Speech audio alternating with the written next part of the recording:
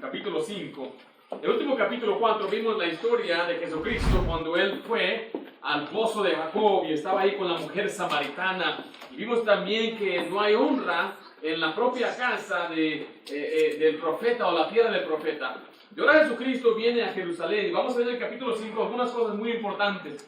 Este capítulo nos va a mostrar otro milagro. Nosotros creemos en las sanidades y creemos que Dios obra el día de hoy.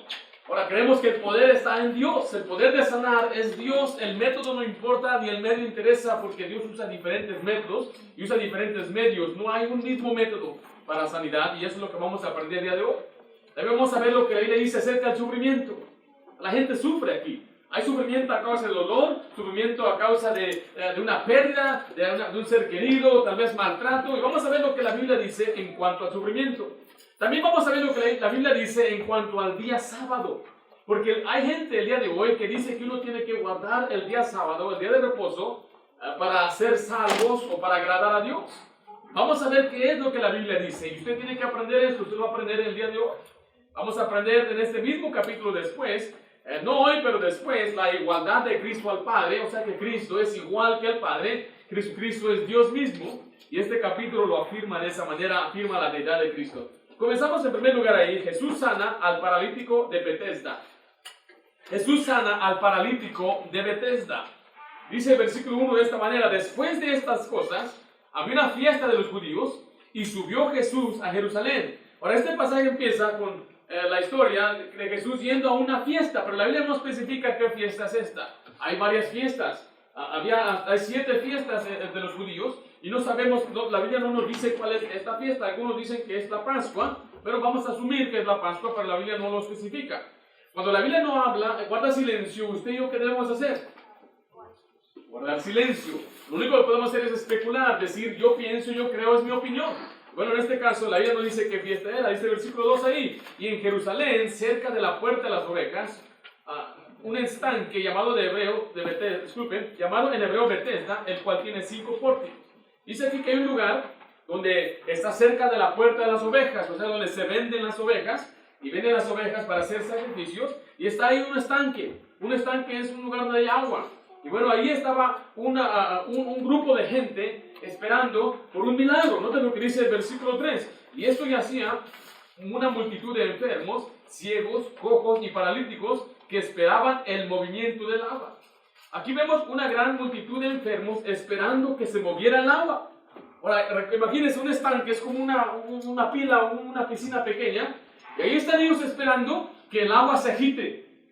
Dice, ¿por qué están esperando eso? Imagínense un montón de enfermos ahí rodeando esa pila, nada más observando. Y cuando se agita, ahí le dice que un ángel venía. Y la primera persona que se metía en esa pila era sanada. Así lo dice el versículo 4. Porque un ángel descendía de tiempo en tiempo al estanque. ¿Y qué hacía? Agitaba el agua. Y el que primero descendía al estanque después del movimiento del agua, quedaba sano de cualquier enfermedad que tuviese. Ahora, la Biblia registra esto. No dice que es una leyenda. No dice que la gente decía esto. Porque mira, hay programas en la televisión, en el cable, donde toman cosas como estas y empiezan a explicar el fenómeno de por qué sucedió. Yo escuché a una persona decir que es que el agua tenía muchos minerales y mucho metal, entonces cuando se metió una persona se sanaba de su aparente enfermedad, pero en verdad no era un milagro de Dios. Y dicen que era una leyenda, que en verdad un ángel no venía. Pero la Biblia lo registra como algo veraz. Ahora, yo vi un programa una vez donde salían dos hombres que hacen magia. Penn and Teller se llamaba, uno bien alto con unas greñotas y otro chaparrito que nunca habla. Y tenían un programa donde según ellos van y investigan y ellos desafían cosas que van en contra la ciencia, no sé qué. Pero uno de los programas era que la Biblia era basura. Así decían ellos, usaban una grosería en inglés. Dicen que la Biblia era estiércol. Y ellos empezaron a buscar partes en la Biblia para burlarse de la Biblia y decir que era falso y era mentira. Y uno de ellos era cuando cruzaron el Mar Rojo. Y decían, no, mire, y fueron a Michigan, donde estaba un experto de religión. Un hombre que decía, yo estudié religión, todas las religiones. Déjame saber algo, déjame decirte algo. Lo que sucedió en el Mar Rojo no es lo que la gente cuenta que se dividió y estaba. Lo que sucedió fue que vino un viento sobrenatural y movió las aguas de tal manera que la gente podía pasar. Nada más era un charquito. Digo, qué tremendo milagro. Decía mi papá, es un tremendo milagro que era un charquito. Dice, ¿por qué? Porque un ejército entero se ahogó en ese charquito. La Biblia dice que el ejército entero de los egipcios ahí quedaron. O sea que ellos dijeron, no, pues hay que ahogarnos, ¿no? Y hasta los caballos dijeron, pues yo también te acompaño, jefe. Mira qué absurdo es que a veces la gente ignora muchas escrituras para decir que se contradice. Y decían que Jesucristo era un rebelde levantando una rebelión en contra de Roma. ¿Cuándo Jesucristo se opuso a Roma? Él dijo, dale a César lo que es de César. Decían, es que Juan el Bautista lo mataron. Y ahí estaba Juan el Bautista, un anciano de 70 años. De 70, iba a decir 60, pero de 70 años. Con pelo, con una barba larga, blanca, pelón. ¿Sabe qué está mal en esa escena? Que Juan el Bautista tenía la misma edad de Jesús. Eran de la misma edad. Pero lo presentaron como un viejito. Mira, todos estos programas que usted ve en la televisión van a ir a expertos que según conocen la Biblia, pero es pura mentira. No conocen la Biblia, no conocen la palabra de Dios. Pero a veces las películas que pasan ahí de la Biblia, ¡ay, qué tremenda película! Siempre lo tuercen. Recuerdo cuando apareció la historia de Noé, y muy emocionado, ¡wow! Finalmente van a hacer películas bíblicas. No me refiero a la de Noé apenas, una Noé en los años 90. ¿Y sabe con qué empezó la historia de Noé? Con Sodoma y Gomorra. Sodoma y Gomorra sucedió muchos años después de Noé. Como la gente tuerce las cosas. En la última película de Noé, resulta que Noé tenía una hija. La hija de Harry Potter. Eran nada más 3 hijos que tenía Noé. Y aparecieron unos hombres piedras, medio Transformers, no sé qué eran esas cosas. ¿De dónde sacaron estas ideas? No las sacaron de la Biblia, es que le tenemos que echar crema a los tacos. No, la Biblia no ocupa crema. La Biblia ya está lista, así como está. La debemos de seguir y tomar así. Oh, la pasión de Cristo estaba bien bonita. La Biblia nunca mencionó que María estaba siguiendo a Jesús y que andaba llorando con él. No menciona los 7 caídas de Cristo, pero ahí está todo registrado. ¿Por qué? Porque siempre hay una agenda detrás de esto. Por eso, mira, cuando usted escucha a alguien decir, no, es que es un fenómeno, no era realmente un gigante, más que él tenía una enfermedad del cerebro que no le permite dejar de crecer, no para de crecer, como The Big Show en la lucha libre, o como Andre the Giant. Y dicen, así era aquel gigante. No, la Biblia dice que era un gigante, 13 pies de alto, estatura, da los codos, era un paladín. Y aquí vemos, ahora, Dios me registra aquí un milagro. Los milagros sucedían cuando se agitaba el agua. Y en cuanto se agitaba el agua, el primero que llegaba, ese era sanado. Bueno, en medio de esta multitud, vemos al enfermo imposibilitado. Vemos al enfermo imposibilitado. La Biblia le llama a estos hombres enfermos.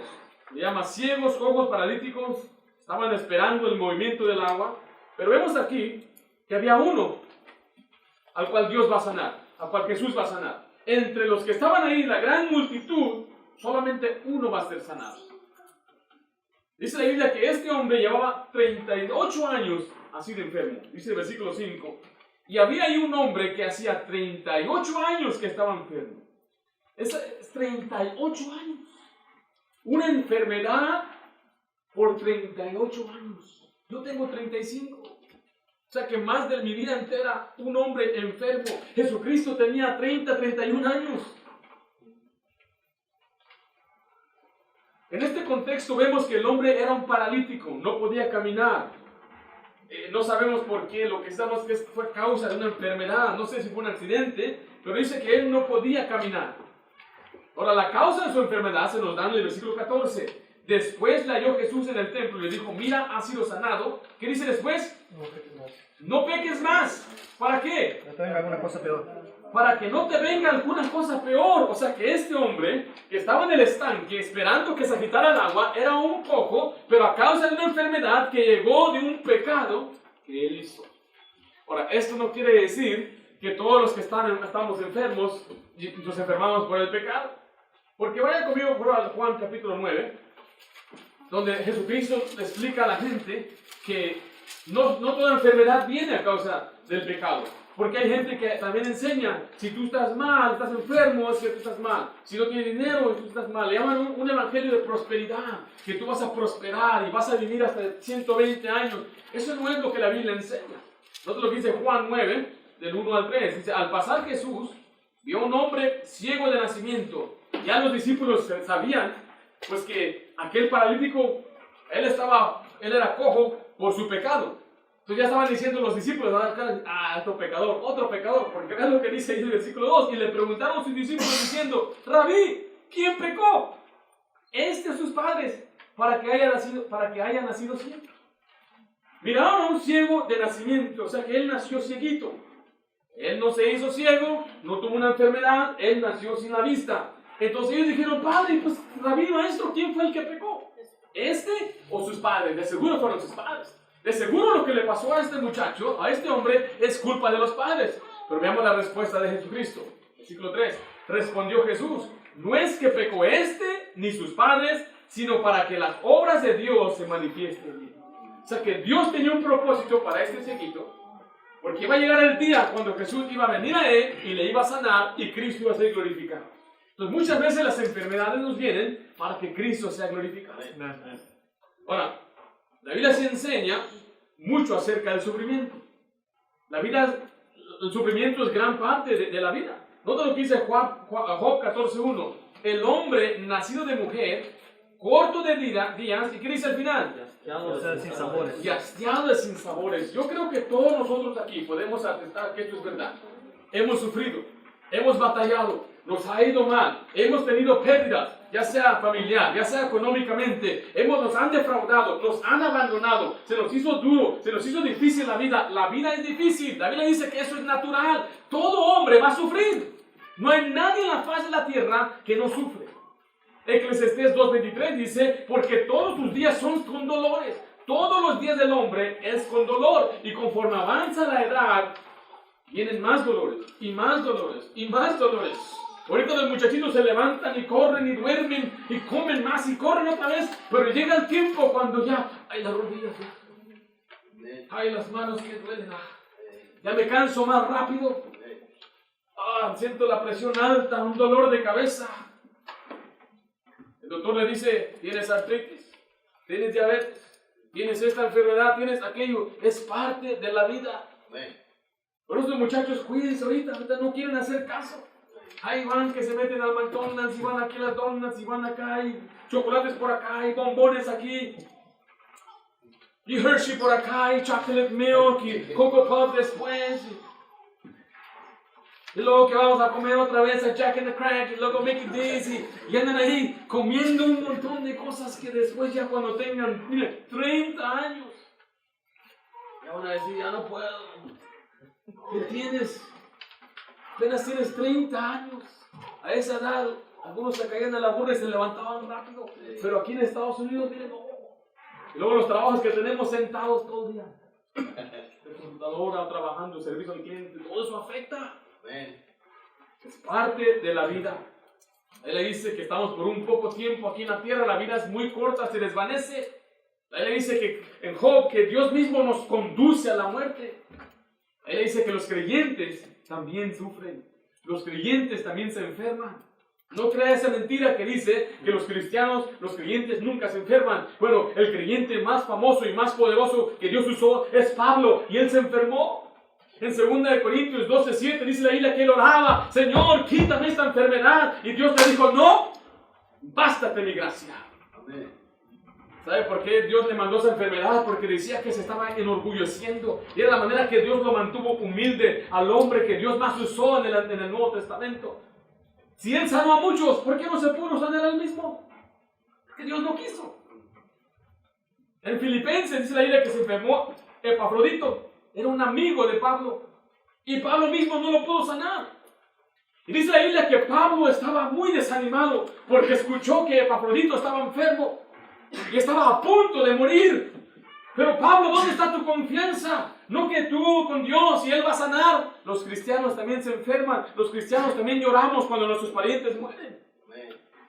Ven a Timoteo, dice la Biblia que Timoteo mismo se enfermó, tenía problemas en el estómago.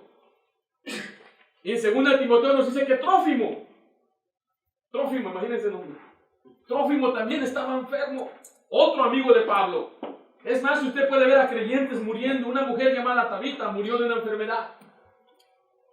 O sea que la enfermedad no es, los cristianos no somos exentos de enfermarnos, no somos exentos de morirnos ni de sufrir. Esto viene con la vida. Algunos vamos a morir más pronto que otros. Miren, muchos se mueren por no cuidarse nada más, algo así. George Washington, el primer presidente de Estados Unidos, tenía él una grande casa y una noche él salió a alimentar sus caballos en la lluvia. Y él, cuando entró a su casa, no se cambió la ropa, sino así mojado, cenó. Y eso le causó una infección en la garganta y de eso murió. O sea, ¿pecó? No, simplemente no se cuidó. Muchas veces nosotros, si no nos cuidamos, no va a ser a causa del pecado, simplemente es la ley de la naturaleza. Por eso le dijimos, hermanitos jovencitos especialmente, la causa principal de la muerte en Estados Unidos es enfermedad del corazón. Heart attack, por no cuidar lo que uno come. La cirugía principal en Estados Unidos es removiendo las piernas, removiendo el pie, el tobillo, la causa del diabetes. Hay quienes tienen enfermedades por fumar, por ingerir alcohol. Mire, 64,000 personas mueren al año de sobredosis. ¿Sabe qué más se enferma? Lo que hace que se enferma usted, la preocupación, el afán, el estrés, la depresión, la tristeza, todo eso afecta. Pero mire, muchos nos vamos a enfermar y morir por voluntad de Dios. Dice ahí 1 Pedro 4:19, de modo que los que padecen según la voluntad de Dios, encomienden sus almas al fiel Creador y hagan el bien. Este pasaje dice que por voluntad de Dios vamos a sufrir. Dios quiere que suframos y el sufrimiento va a llegar a nuestras vidas. Usted dice, pastor, ¿por qué Dios va a permitir esto? Bueno, vimos ahí en Juan 9:3 para que se manifieste el poder de Dios en nosotros. Note lo que dice ahí en Juan 11:4, también dice, oyéndolo Jesús dijo, esta enfermedad no es para muerte, sino para, ¿qué dice ahí? Para la gloria de Dios, para que el Hijo de Dios sea glorificado por ella. Muchas veces Dios nos va a mandar enfermedades para que oremos y Dios nos sane y Dios va a hacer maravillas, Dios va a ser glorificado. Yeah. En Job 23:10 nos dice que nos manda enfermedades o nos manda sufrimiento para purificarnos, para hacernos mejor. Dice Pedro 5:10 que lo hace para perfeccionarnos, mas el Dios de toda gracia que nos llamó a su gloria eterna en Jesucristo, después de que hayáis padecido un poco de tiempo, Él mismo os perfeccione, afirme, fortalezca y establezca. Dice que padecido quiere decir que haya sufrido por un poco de tiempo. Si sufrimos por un poco de tiempo, Él nos va a perfeccionar, nos va a dar madurez, nos va a afirmar, nos va a dar seguridad, entendimiento y paciencia, nos va a fortalecer, va a acondicionarnos para aguantar algo más difícil.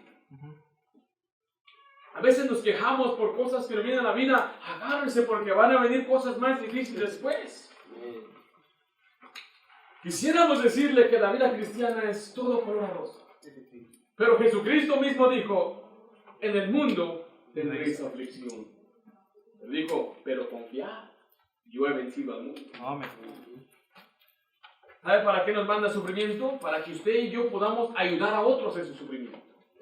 O si usted ha sufrido la pérdida de un ser querido, usted atravesó por ello, a usted le dolió el corazón, usted tiene ahora la capacidad espiritual, emocional de poder ayudar a otro que está atravesando por ese problema. Dice así 2 Corintios 1:4, el cual nos consuela en todas nuestras tribulaciones, para que podamos también nosotros, mire, consolar a los que están en cualquier tribulación, por medio de la consolación con que nosotros somos colaborados por Dios.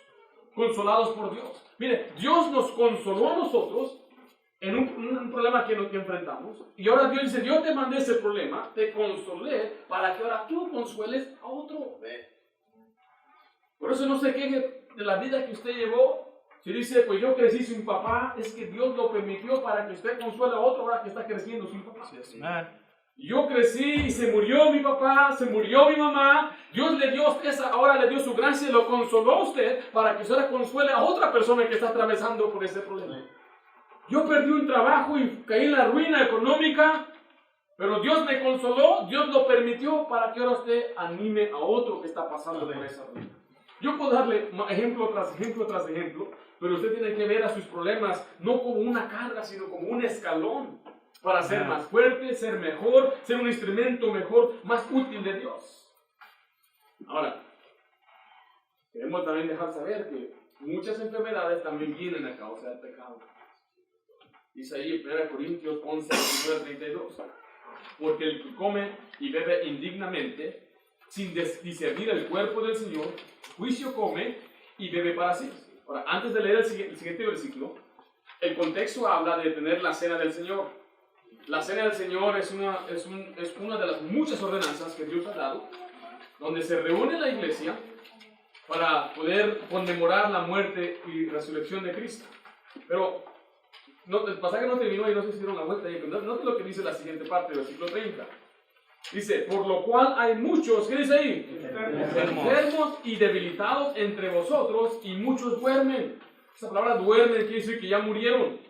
Si pues nos examinamos a nosotros mismos, no seremos, ¿qué dice ahí? Juzgados, mas siendo juzgados como castigados por el Señor, para que no seamos condenados con el mundo. Este pasaje da un ejemplo de muchos en la Biblia, de que Dios castiga, y una de las formas que Él castiga, según este pasaje, es con enfermedades. Dice que muchos están debilitados, y muchos están muertos.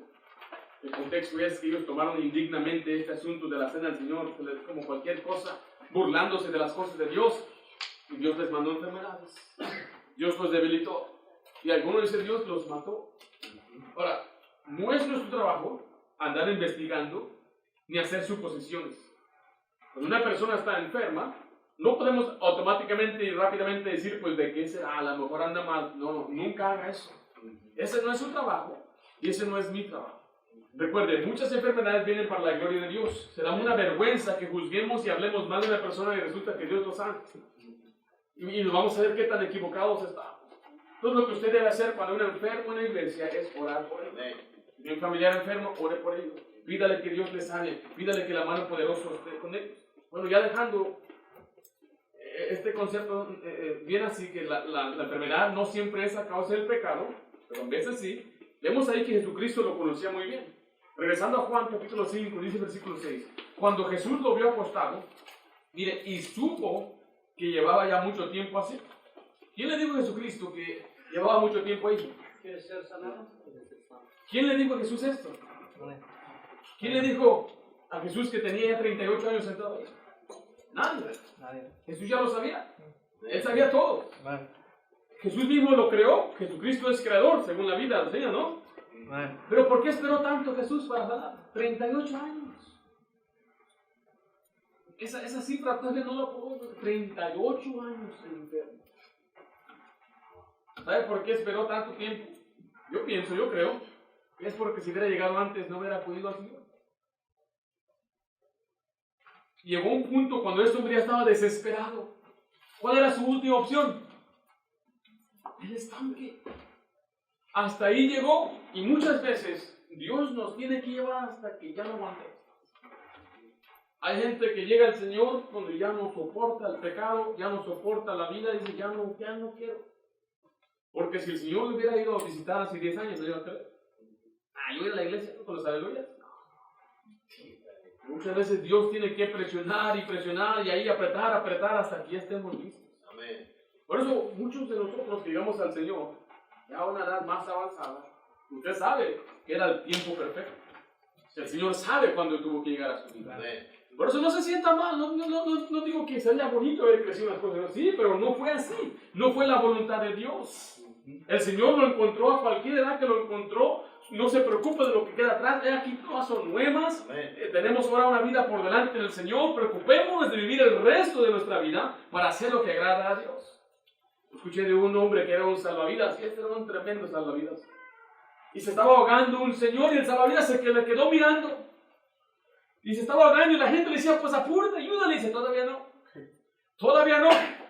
Y dice, ¿qué estás esperando? Espérate, todavía no. Ya, ok, ya. Y se saltó, lo ayudó y lo sacó.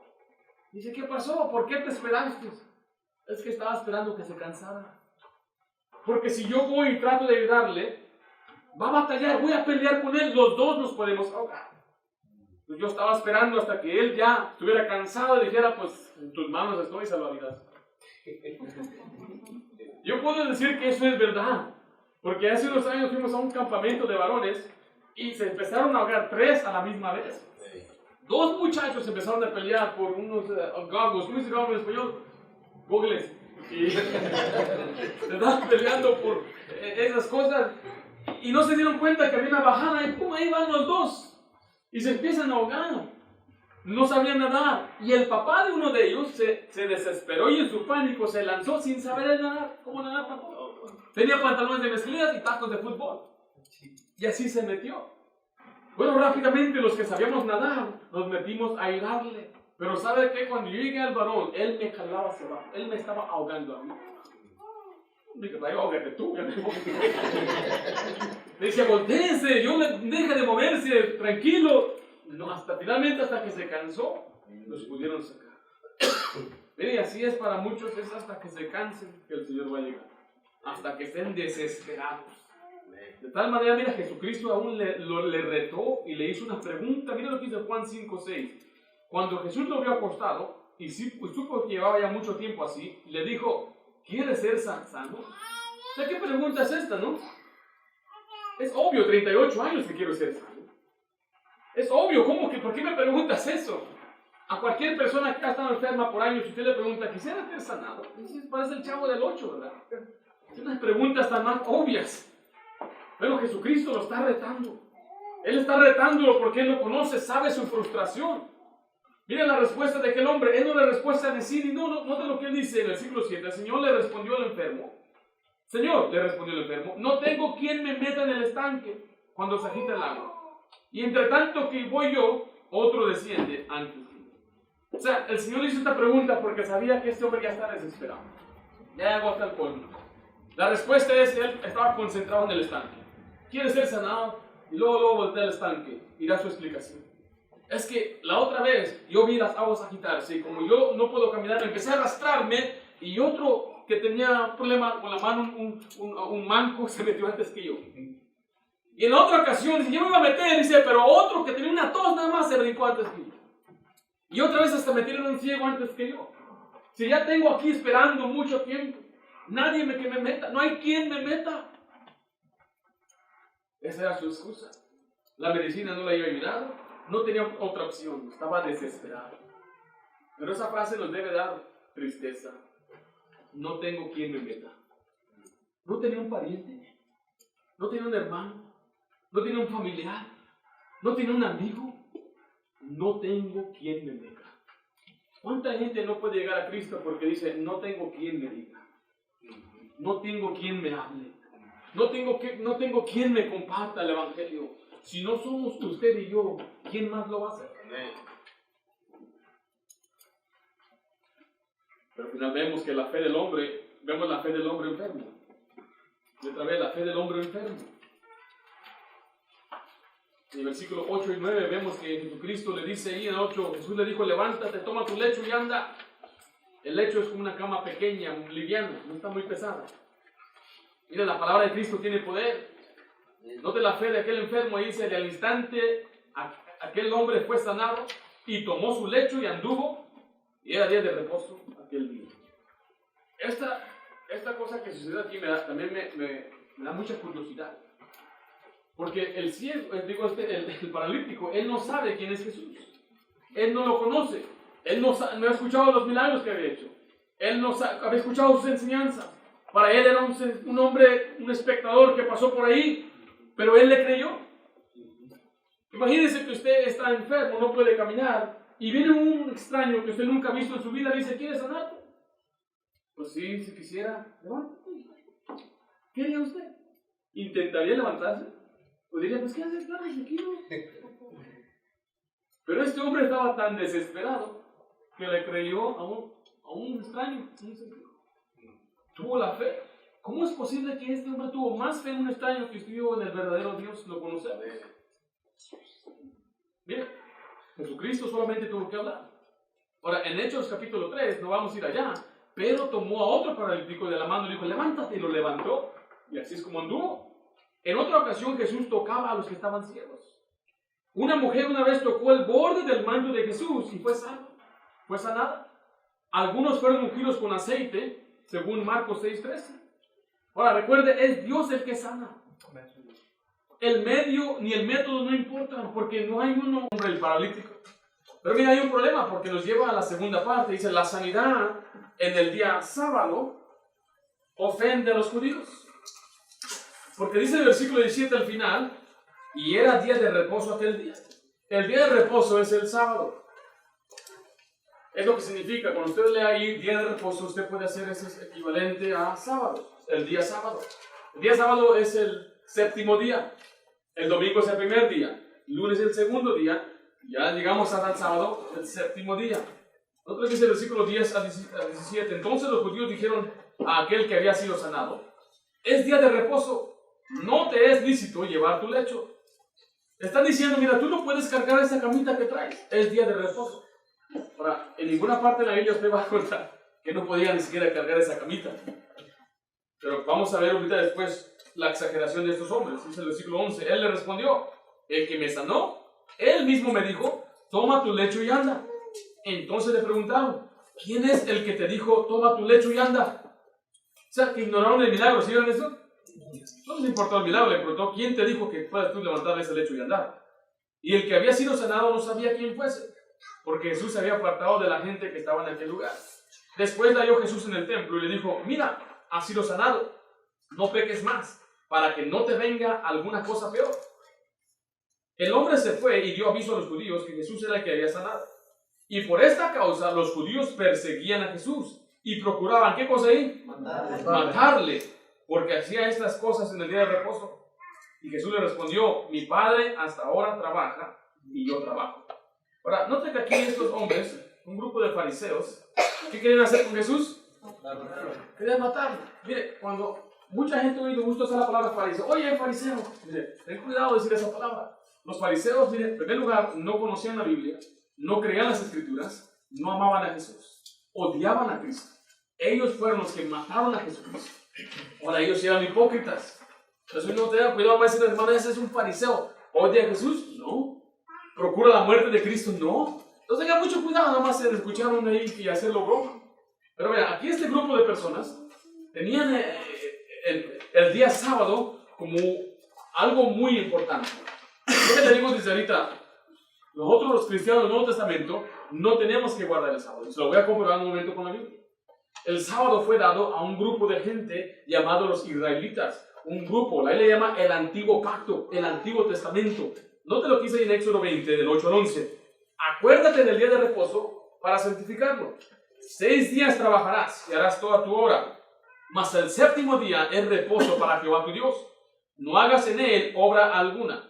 Tú, ni tu hijo, ni tu hija, ni tu siervo, ni tu criada, ni tu bestia, ni tu extranjero que está dentro de tus puertas. Porque en 6 días hizo Jehová los cielos y la tierra, el mar y todas las cosas que en ello hay, y reposó en el séptimo día. Por tanto, Jehová bendijo el día de reposo y lo santificó. Eso es lo que le dio en los 10 mandamientos. Ahora, nota que dice la Biblia que ni siquiera podían encender fuego. ¿Qué es encender fuego? Prender lumbre. Dice así en Éxodo 35:3. No encenderéis fuego en ninguna de vuestras moradas. ¿En qué día? En el día de reposo. O sea que los israelitas no podían prender leña, no podían tener una lámpara. No encenderéis fuego. Qué conveniente hoy que hoy tenemos electricidad, ¿verdad? O eso cuenta también. O sea que no podían tener leña, pastor. No, y fíjense que no le aplica a la gente que vive en Rusia o en Canadá. No, ¿qué va a pasar si no encienden fuego el sábado? Congelan y se mueren. Ahora, Nehemías amenazó a los hombres que vendían leña en el día de reposo, que trabajaban. Es más, dijo, cierran las puertas, nadie entra y nadie sale en el día de reposo. Sí, es verdad, Israel tenía un mandamiento estricto de guardar el día de reposo, en el cual no deberían de trabajar ni hacer ninguna obra, ni sus siervos ni sus animales. Vimos eso, ¿verdad? Sí. El problema es que cuando el tiempo de Jesús, estos hombres, líderes religiosos, convirtieron el sábado en algo hasta en un sentido idólatra. Añadieron muchas instrucciones y muchos detalles para guardar el sábado. No puedes caminar tanto tiempo, no puedes ir tan lejos, no puedes hacer esto ni aquello. Sí, Dios dijo, no puedes cocinar en el día de reposo. Tiene que cocinar el día antes. Pero mire, el sábado llegó a ser el fin de ellos. Pero mire, para nosotros es un medio para un fin. Ahí le dice que el fin de la ley es ¿quién? Cristo es el fin de la ley. O sea, el propósito de la ley es llegar a Cristo. Ahora, estos detalles fueron después pasados de generación a generación y las registraron, le llaman la ley oral, la tradición de los ancianos. Hoy se llama el Talmud. Los judíos hoy tienen un libro, un volumen de 30 libros, disculpe, llamado el Talmud, donde tienen reglas y leyes inventadas por ellos. Por eso Jesucristo simplemente siempre le decía, ustedes más bien siguen las tradiciones que la palabra de Dios. Esas tradiciones, muchas de ellas tenían un sentido de sabiduría. Pero ¿sabe usted que el Talmud, la ley oral de ellos, nos enseña que Cristo es Belzebú? En el libro de ellos dicen, Cristo es Belzebú, es un apodo para el diablo. Estoy hablando de los que tienen los pelos así, y tienen la gorra negra y se paran en el muro de los lamentos y le hacen así. Ellos enseñan que Cristo fue hijo de una ramera y ahorita se está quemando en su propio excremento, en un infierno propio. Eso es lo que la ley oral enseña. Estos hombres odiaban a Jesucristo, aborrecen a Jesucristo, se burlaban de él. A los 33 años se murió, imagínate. Y estas personas tenían todo el propósito de destruir a Jesucristo y matarlo. Y muchos de ellos que lo perseguían porque Jesús aparentemente quebrantaba el sábado. Ahora, usted tiene que ver en la Biblia que Cristo hizo muchos milagros el día sábado. Es más, hizo 7 milagros. El primero sacó el demonio a un hombre en Capernaum. El segundo sanó la suegra de Pedro. El tercero sanó a este hombre de Bethesda. Después a un hombre que tenía la mano seca. Después a una mujer que estaba encorvada por 18 años. Después a un hombre con hidropesía. Y después a un hombre ciego de nacimiento. 7 milagros Jesucristo hizo en el día de reposo. Y por eso lo querían matar. Oh, no importa que sanó a la gente, no importa que alimentó a la gente, no importa que tuvo enseñanzas buenas de la palabra de Dios y enseñaba con autoridad. No, él quebrantó el sábado. Y hay gente así, que lo que les importa más es el sábado. Pero ¿qué tal el sábado? Bueno, estoy yo viviendo con mi familia bien, le estoy diciendo la Biblia, pero el sábado, ve cómo ignoran los milagros del Señor. Ahora, vamos a ver brevemente algunas cosas del sábado. En primer lugar, el día de reposo es para el hombre. El día de reposo es para el hombre. O sea que el día de reposo fue hecho por causa del hombre y no al revés. Cuando Dios le dio a ellos esos mandamientos, ellos estaban saliendo de esclavitud, más de 430 años de esclavitud, y nunca habían tenido un solo día de descanso. Todos los días, 365 días al año trabajando. No había días festivos, no descansaban en Navidad, no descansaban durante la Acción de Gracias, no había vacaciones de verano para los muchachos. Todos los días trabajaban por 435 años, no sabían qué es descansar. Entonces Dios, cuando los sacó, les dice, les voy a dar un día de reposo para que aprendan a descansar, para que aprendan. Dios tenía en mente al hombre. Dios hizo el día de reposo para el hombre, no al revés. Era para el beneficio del hombre, no para cargarlo. Dice ahí Mateo 2, 23 al 28, aconteció que al pasar él por los sembrados, un día de reposo, sus discípulos comenzaron a arrancar espigas. Entonces los fariseos le dijeron, mira, porque hacen en el día de reposo lo que no es lícito. Pero él les dijo, ¿nunca leíste lo que hizo David cuando tuvo necesidad y sintió hambre él y los que con él estaban? ¿Cómo entró en la casa de Dios, siendo Abiatar sumo sacerdote, y comió de los panes de la proposición, de los cuales no es lícito, sino a los sacerdotes, y aún dio a los que con él estaban? También le dijo, el día de reposo fue hecho por causa del hombre, y no el hombre por causa del día de reposo. Por tanto, el Hijo del Hombre es Señor aún del día de reposo. Les di una ilustración. ¿Te acuerdas cuando David comió de ese pan sagrado? Era nada más para los sacerdotes. ¿Por qué Dios permitió que David comiera ese pan?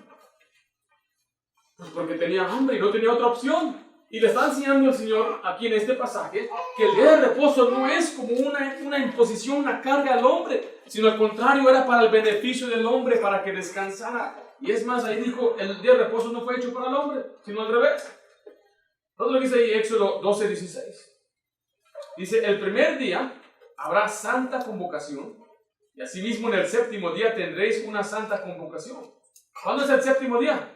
Sábado. Sábado. Y dice ahí el primer día, domingo. Este pasaje nos dice que hay un día de reposo el domingo. ¿Sí leyó ahí? ¿Lo leemos otra vez?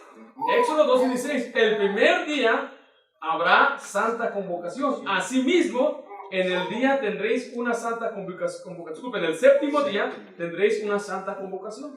Está diciendo ahí este pasaje que aún les dijo, cuando venga el tiempo de la Pascua, el domingo va a ser el día de reposo. Díganselo a los que dicen el sábado.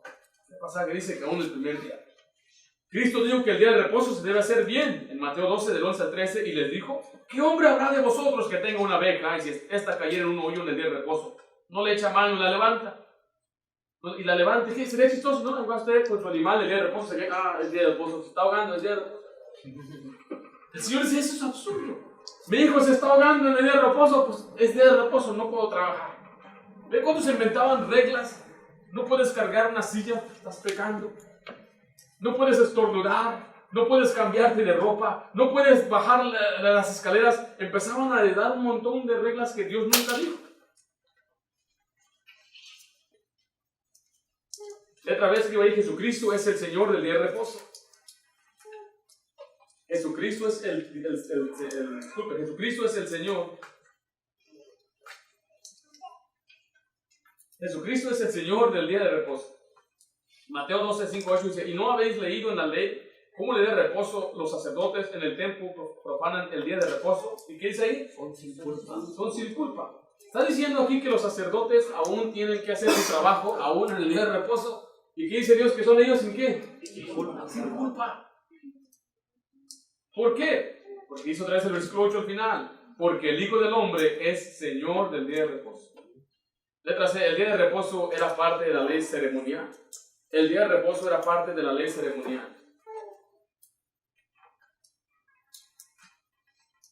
¿Qué es la ley ceremonial? Pero mire, la Biblia habla de tres aspectos de la ley. La ley moral, la ley civil y la ley ceremonial. Ahora, la ley civil son las leyes que Dios le dio a Israel como gobierno. Cuando Israel iba a ser gobierno, tenían leyes, sabía que en el gobierno de Dios no había prisión, había cárcel, esperaban nada más un día para ir delante del juez. El juez decía 40 varas, restituye. Y si había un pecado gravoso, no había prisión, que va a estar ahí 20 años, no, muerte. Esa era la ley civil. Esta no nos aplica a nosotros. Esa aplica a una nación que está bajo el viejo antiguo testamento, o la teocracia donde Dios es rey. También existe la ley moral. La ley moral son los 10 mandamientos: no matar, no robar. Eso aplica a la moralidad de Dios. Estos siempre van a aplicar, siempre van a ser parte de nuestra vida. Por eso en el Antiguo Testamento Dios aborrece la idolatría, y en el Nuevo Testamento nos dice huid de la idolatría. En el Antiguo Testamento dice honrar a vuestros padres y a vuestras madres, y lo repite en Efesios capítulo 6. Entonces miren, lo que se repite en el Nuevo Testamento siempre es la ley moral, pero lo que no se repite, lo que no se nos manda a hacer, es la ley ceremonial. Las ceremonias, los ritos que Dios nos dio eran sombra, o eran un ejemplo de lo que iba a venir Jesucristo. El cordero que ellos sacrificaban todos los días, finalmente llegó el cordero de Dios que quita el pecado de todo el mundo, y ya no más se necesitaban sacrificios. Jesucristo fue aquel cordero. Jesucristo es el mismo sacerdote principal. Jesucristo llegó hasta el tabernáculo del cielo, del lugar santísimo. Entonces todo esto que sucedió en el Antiguo Testamento, que era sombra de lo que iba por venir, ya no nos aplica. Por eso ya no hacemos sacrificios. Ya no se les manda a circuncidar. Ya no se nos manda a circuncidar a nuestros hijos y presentarlos al templo. Es más, ya no hay necesidad de un templo. Usted y yo somos el templo. Y sabe que tampoco tenemos que seguir la ley del sábado, porque Cristo es nuestro sábado. Note lo que dice ahí de nuevo en Hechos 12, de 15 al 16. 7 días comeréis pan sin levadura. Mire, y así el primer día haréis que no haya levadura en vuestras casas, porque cualquiera que comiera el leudado desde el primer día hasta el séptimo será cortado en Israel. Este está hablando de la Pascua. Dice en el versículo 16, el primer día habrá santa convocación. Entonces vemos, está una sombra aquí de que el primer día Jesucristo iba a resucitar. Nosotros nos reunimos el domingo porque Jesucristo resucitó el primer día. Y Él regresaba el primer día para dar más instrucciones. Y es más, si usted lee en Hechos, es la isla que al final de Hechos se reunían los hermanos el primer día de la semana. Y Pablo cuando le escribió a los Corintios dice, cuando se reúnen el primer día de la semana, por eso nos reunimos nosotros el primer día de la semana. Dice ahí Hebreos 4, 9 al 10, que es un retrato de nuestra salvación. Por tanto, queda un reposo para el pueblo de Dios. Porque el que ha entrado en su reposo, también ha reposado de sus obras, como Dios de las suyas. Eso nos enseña que usted y yo ya entramos en un reposo espiritual. Cristo pagó por nuestros pecados y ahora podemos descansar. El sábado, o sea, el día de reposo, es un retrato de nuestra salvación, de nuestra salvación antes de las obras. Nosotros dice ahí en Nehemías 9, 13 al 14, que el día de reposo fue instituido en el monte Sinaí cuando Dios dio los 10 mandamientos. O sea que antes nadie conocía el día de reposo. Y sobre el monte Sinaí descendiste y hablaste con ellos desde el cielo y les diste juicios rectos, leyes verdaderas y estatutos y mandamientos buenos, y les ordenaste el día de reposo santo para ti. Y por mano de Moisés tu siervo, les prescribiste mandamientos, estatutos y la ley. Está diciendo que el día de reposo no existía antes de que Cristo Dios diera los 10 mandamientos. O sea que por más de 2400 años nadie guardó el sábado. Entonces, ¿cómo fue salvo entonces Jacob si el día de reposo traía salvación? Si ellos nunca guardaron, Adán no guardó el reposo, Noé no guardó el día de reposo, ninguno de los hijos de Noé ni la descendencia de ellos guardaron el día de reposo. Es más, ni Abraham, ni Jacob, ni Isaac, ni ninguno de sus 12 hijos guardaron el día de reposo. Fue hasta después, en el monte Sinaí, que se les dio este mandamiento. Dice ahí en Éxodo 31, 2 al 13, habló además Jehová a Moisés diciendo, tú hablarás a los hijos de Israel, diciendo, en verdad vosotros guardaréis mis días de reposo. Mire, porque es señal, ¿entre quién? Entre mí y vosotros por vuestras generaciones, para que sepáis que yo soy Jehová que os santifico. Este pasaje dice que el día de reposo era una señal entre Dios y el pueblo de Israel. Ahora, ¿qué pasa con la gente que no tiene ley? Si no sabe que el día de reposo es santo, ¿qué pasa con ellos? ¿Lo pueden guardar o lo van a guardar? Ahora, ¿qué tal la gente que no conoce la Biblia? ¿Saben que el matar es malo? ¿Qué piensa usted? Sí, ¿verdad? El matar es malo en toda tribu, en todo país, en todo mundo. ¿Qué tal robar? ¿Qué tal tomar la mujer de su prójimo? ¿Por qué saben que es malo? ¿Quién dijo? Porque dice la ley en Romanos capítulo 2:15, dice, mostrando la obra de la ley. ¿Dónde está esa ley? Escrita en sus corazones, dando testimonio en su conciencia. Esta es la ley moral. Dios escribió esa ley en los corazones de todo ser humano. Por eso todo ser humano sabe que robar es malo. Todo ser humano sabe que el matar es malo. Todo ser humano sabe que el tomar la mujer de su prójimo, cometer adulterio es malo. Pero no todo el mundo sabe que guardar el sábado es malo. Porque esa es parte de la ceremonia. Dice la Biblia que esta gente que no tiene ley, no tiene Biblia, tiene su conciencia que les juzga por medio de la ley que Dios puso en sus corazones. Entonces vemos ahí claramente que el día de reposo era parte de una ley ceremonial. Y no voy a yo a elaborar más este punto porque yo hemos predicado un mensaje que se llama debemos guardar el día sábado y usted lo puede recibir. Creo que allá atrás hay algunos mensajes o lo puede ver en nuestra página web. Vamos a ver letra D. El día de reposo no es un mandamiento para los creyentes del Nuevo Testamento. El día de reposo no es un mandamiento para los creyentes del Nuevo Testamento. En ninguna parte del Nuevo Testamento se nos manda a guardar el día de reposo. No hay ni un solo versículo. Al contrario, se nos dice que el creyente no va a ser juzgado por no guardar el día de reposo. No te creí, dice que hubo un cambio de ley. Mucha gente no quiere aceptar esto, pero la ley sí cambió. Hubo un cambio de ley. Hebreos 7:12 dice, porque cambiado el sacerdote, necesario era que haya también cambio de, ¿qué dice ahí? De ley. Cambio de ley. Entonces, ¿hubo cambio de ley, hermanos? Según este pasaje, sí hubo cambio de ley. La ley cambió. Pastor, ¿qué cambió? La ley ceremonial fue lo que salió hecho fuera del Señor. Él cumplió la ley. Y cuando la cumplió, dice la Biblia que se desvaneció. Ya nomás se necesitaba. Si usted lee con 2 Corintios 3, dice que pereció esa. Y también dice que aquella era abolida. Nosotros dice Hebreos 4:13. Al decir nuevo pacto, o sea, Nuevo Testamento, ha dado por viejo al primero. Y a lo que se da por viejo, y se envejece, está próximo a, ¿qué dice ahí? Desaparecer. La Biblia está dividida en el Nuevo Testamento y el Antiguo Testamento, que es el Viejo Pacto y el Nuevo Pacto. El Viejo Pacto era con el pueblo de Israel, les dio los mandamientos, las promesas. Sabe que ellos no cumplieron el Antiguo Pacto. Por eso el Señor les dijo, le tengo un mejor pacto. El pacto es en mi sangre, es una promesa. Y ese pacto nos dice que si creemos en Cristo Jesús, Él nos perdona, Él nos salva. Es el nuevo pacto. ¿Y qué pasa con el viejo pacto según el pasaje que acabamos de leer? Se desaparece. Ya no tenemos que guardar el viejo pacto. Y tampoco tenemos que juzgarnos. Si usted guarda el sábado y dice, pastor, yo no quiero trabajar el sábado, adelante. Yo no quiero trabajar el lunes, pastor, adelante. Ya no quiero trabajar, pastor. Ahí ya cambió la cosa. Porque dice la Biblia que el que no trabaje, no coma. Necesitamos mucho comer. Dice Colosenses 2:16, por tanto nadie juzgue en comida o en bebida, o respecto a días de fiesta, o de luna, o de, ¿qué dice ahí?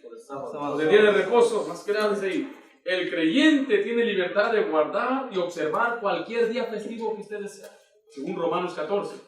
¿Se puede guardar? ¿Quiere celebrar Navidad? Adelante.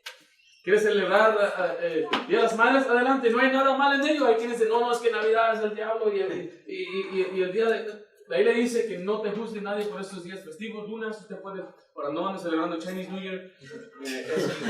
Ten cuidado de celebrar lo que sí es abiertamente del pagano, ¿no? Vaya conmigo a Hechos 15 para terminar. Si los cristianos tienen que guardar el día de reposo, ¿usted cree que el Señor nos hubiera dicho en la Biblia que guardáramos el día de reposo? Ahora, si usted lee el libro de Hechos, Pablo y Bernabé llegaron a una ciudad que se llama Antioquía. Y en Antioquía era una ciudad con puro gentil, gentiles que no había israelita entre ellos, no había judíos. Y toda la iglesia estaba compuesta de gente gentil que no era judía. Y Pablo les enseñó la Biblia, ellos se aceptaron a Cristo, empezaron a crecer en el conocimiento de la gracia de Dios. Y un día llegan algunos judíos de Jerusalén y le dicen, oye, ¿ya se circuncidaron? No. Si ustedes no se circuncidan, según el rito de Moisés, no podéis ser salvos. Les dijeron, si no se circuncidas, no puedes ser salvo. Obviamente es una mentira. Entonces hubo una discusión tremenda y grande entre ellos, al punto que se dieron cuenta los hermanos de Jerusalén y mandaron a traer a Bernabé y a Pablo para hablar de este asunto.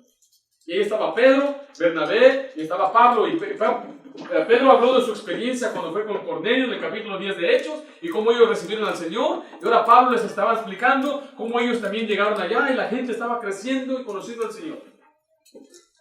Bueno, ahora les toca a los hermanos de Jerusalén dar una respuesta y les van a escribir una carta a los que están allá en Antioquía. Dice el versículo 23. Ahí dice, y escribirle por conducto de ellos, los apóstoles y los ancianos, los hermanos, a los hermanos de entre los gentiles que están en Antioquía, en Siria, en Cilicia, salud. Esa es la salutación de ellos. Dice el 24. Por cuanto hemos oído que algunos han salido de nosotros, a los cuales no dimos orden, os han inquietado con palabras, perturbando vuestras almas, mandando circuncidaros y guardar la ley. Él está explicando lo que está sucediendo. Dice el 25. Nos ha parecido bien, habiendo llegado a un acuerdo, elegir varones y enviarlos a vosotros con nuestros amados Bernabé y Pablo, hermanos que han expuesto su vida por el nombre de nuestro Señor Jesucristo. Así que, hermanos, a Judas y a Silas, los cuales también de palabra os harán saber lo mismo. Está diciendo, le vamos a mandar con Pablo y Bernabé a otros dos hermanos para confirmar esta carta. Dice el 28, porque ha parecido bien al Espíritu Santo y a nosotros no imponeros ninguna carga más que estas cosas necesarias. Aquí le está diciendo, miren, ya que ustedes conocieron a Cristo, no les vamos a imponer la ley, pero aquí nada más hagan estas cosas. Esta cosa queremos que los gentiles cristianos hagan. O sea, usted y yo. ¿Qué les pidió? Versículo 29. Que os abstengáis de lo sacrificado a ídolos, de sangre, de ahogado y de fornicación, de las cuales cosas si os guardáis, bien haréis. ¿Qué dice al final? Salud bien. ¿Dónde está el sábado? ¿No mencionó el sábado ahí? ¿No mencionó el sábado? Lo único que les dijo es, ten cuidado de comer comida sacrificada.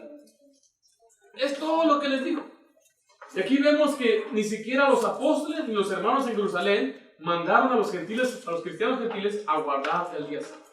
Porque no te lo dice el versículo 11 ahí. Ellos mismos dijeron que la salvación es solo por fe solo por gracia y solo por Jesús.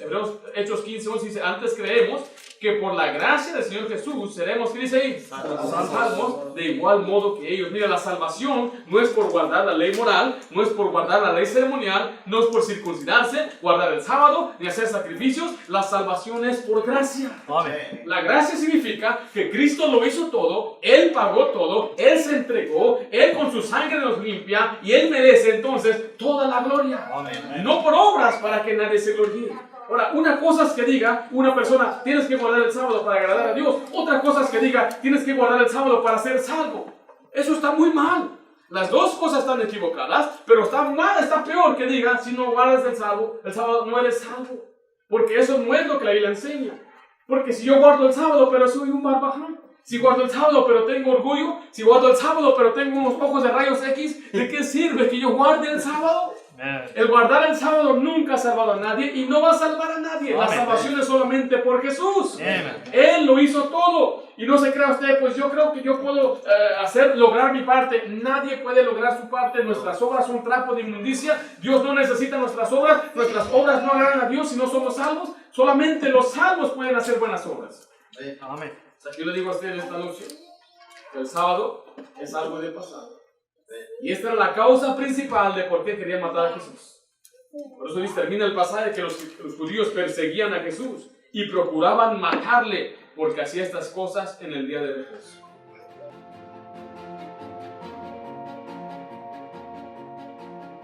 Y bueno, vamos a lanzarnos entonces a la segunda parte de Juan capítulo 5. Vamos a ver un resumen. La semana pasada comenzamos con una historia de un hombre paralítico que estaba cerca de un estanque de Betesda y Jesucristo lo sanó. Y cuando Jesucristo lo sanó, pues esto ofendió más bien a los judíos religiosos de su tiempo, porque lo sanó ¿en qué día, hermanos? El sábado. Y estos no querían que se hiciera nada el sábado y Jesucristo decía, pues yo les voy a mostrar que yo tengo la autoridad del Padre. Dice así de nuevo Juan 5, 16 al 17, y por esta causa los judíos perseguían a Jesús y procuraban matarle, porque hacía estas cosas el día de reposo. Y Jesús le respondió, mi Padre hasta ahora trabaja. ¿Y qué dice ahí? Y yo trabajo. Dice, mi Padre trabaja el sábado, el día de reposo, y yo también trabajo el día de reposo. ¿Por qué dijo esto? Bueno, escribo ahí, Jesús es igual a Dios. Jesús es igual a Dios. Jesús es igual a Dios. Bueno, ahorita lo va a escribir el hermano. Dice ahí, mire, Jesús, quiero decirle primeramente, Jesús es Dios. El Padre y Jesús son uno, pero mire, son uno en esencia. Jesús no es inferior y no tiene menos poder. La Biblia dice que Jesucristo es el Todopoderoso. Y le quiero explicar, para que no solamente quiero yo a veces enseñarle lo que la Biblia dice de la verdad y lo que yo creo como maestro, pero también tengo que enseñarle a veces lo que otra gente también cree. Y usted toma su decisión. Usted va a decir, pues, ok, gracias por darme el otro lado. Bueno, ¿cuál es el otro lado? El otro lado enseñan que Jesucristo no es Dios, sino que Él es un inferior, es un diosito. Él es un ángel, un ser creado. Y Dios le dio autoridad, le dio poder, pero Él no es Dios. El otro extremo es que el Padre, Jesús y el Espíritu son la misma persona. Que no hay tres personas distintas, sino que Jesucristo, como que se quita el sombrero y se lo pone del Espíritu Santo, ahora soy el Padre. Eso le llamamos nosotros modalistas, que cambia de modo. Pero la Biblia enseña que no. La Biblia enseña que es un solo Dios, una sola esencia, pero en tres diferentes personas. Ahora, acabamos de leer el pasaje ahí en Juan 5 y vimos que dice cosas como le dio al Hijo. Dice, el Hijo tiene vida en sí mismo. El Padre tiene vida en sí mismo. Entonces, mire, hay una distinción. Les enseña que el Hijo no es el Padre. Porque si fuera el mismo, ¿por qué lo hizo así? Alguien dijo, ¿qué no cree usted que tiene Dios suficiente poder para presentarse en tres diferentes personas, pero es el mismo? Pues eso es precisamente lo que nosotros creemos, pero no es el mismo. Hay una distinción. Yo sé que si se trata de comprenderlo se va a hacer bolas, pero si usted lo rechaza se va a ir al infierno. Entonces es mejor no tratar de comprender esto, porque no puede. Nuestro Dios es muy grande para que usted y yo lo comprendamos en nuestras limitaciones humanas. Lo que usted mejor debe hacer es confiar lo que la Biblia ha dicho. Y vamos a ver algunos pasajes mostrando esa distinción. Pero a la vez Jesús es igual a Dios, es igual al Padre. es igual en esencia, es igual en autoridad y es igual en poder. Y vamos a ver algunos pasajes. Note lo que dice allí en Génesis 17:1. El título que se le da a Dios aquí es el Todopoderoso. Génesis 17:1 dice, era Abraham de edad de 99 años cuando le apareció Jehová y le dijo, yo soy el Dios, ¿qué dice ahí? Todopoderoso, anda delante de mí y sé perfecto. Esa palabra, ese título todopoderoso aparece muchas veces a través de la Biblia, especialmente en el libro de Job y en el libro de Ruth. Era la manera que se expresaban de Dios. Cuando Dios no se había revelado por nombre, Jehová, le llamaban el Dios Todopoderoso. Pero note lo que dice Apocalipsis 1 acerca de Jesucristo. Dice así el versículo 8, yo soy el alfa y el omega, el principio y el fin, dice el Señor. El que es, el que era y el que ha de venir. ¿Qué dice después? El Todopoderoso. Este pasaje habla de Jesús, porque Jesús está hablando. Dice ahí, el que es, el que era y el que ha de ¿qué? ¿Por qué dice el que ha de venir? El que va a volver por su iglesia. Hay quienes a veces dicen, no, es que ese no está hablando de Jesús, está hablando de Dios mismo. Bueno, dice el que era. El que era está hablando que estaba muerto. En otro pasaje dice, pero ahora vivo. El que es, ahora vivo, y el que ha de venir, Jesucristo. Ahora, ¿por qué decimos que Él es igual a Dios? Y en este pasaje, capítulo 5, nos enseña algunas cualidades. En primer lugar, dice que Él es igual en su persona. Igual en su persona. Note lo que dice el versículo 18. Dice, por esto los judíos aún más procuraban matarle, porque no solo quebrantaba el día de reposo, sino que también decía que Dios era su propio Padre. ¿Qué dice al final? Haciéndose igual a Dios. Ahora, la Biblia dice que Cristo quebrantaba el sábado. ¿Sí lo dice ahí? ¿Quebrantaba el día de reposo? ¿Sí lo dice ahí o no? ¿O lo dicen los judíos? No solo quebrantaba el día de reposo, sino que también decía que Dios era su propio Padre. Ahora, esto para los judíos era una gran ofensa. Ahora, ¿Jesús hacía milagros el día sábado? ¿Hacía obras el día sábado? Entonces, Él no quebrantaba el día sábado porque a Él no le correspondía. O sea, si no le corresponde a usted una ley, entonces usted no la quebranta. Hay leyes en otros países. Usted puede ir a un país y tal vez, por ejemplo, palabras que son diferentes o ofensivas. Una mujer voló hacia Dubái y dicen que en el avión le ofrecieron alcohol. Y bajándose en Dubái, sus palabras estaban medias malas, no se podía expresar bien. Y le dijo a la persona, ¿está usted ebria? Dije, sí, tomé poquito, ahí la arrestaron.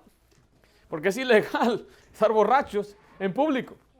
Y dice, ¿dónde conseguiste el vino? Pues me lo dieron en la misma avión de su propio país, aquí en Dubái. Bueno, usted sabe que ella no sabía, disculpe, que eso era ilegal. Bueno, esas leyes no le incumben a usted. A Dios no le incumbe guardar el día sábado.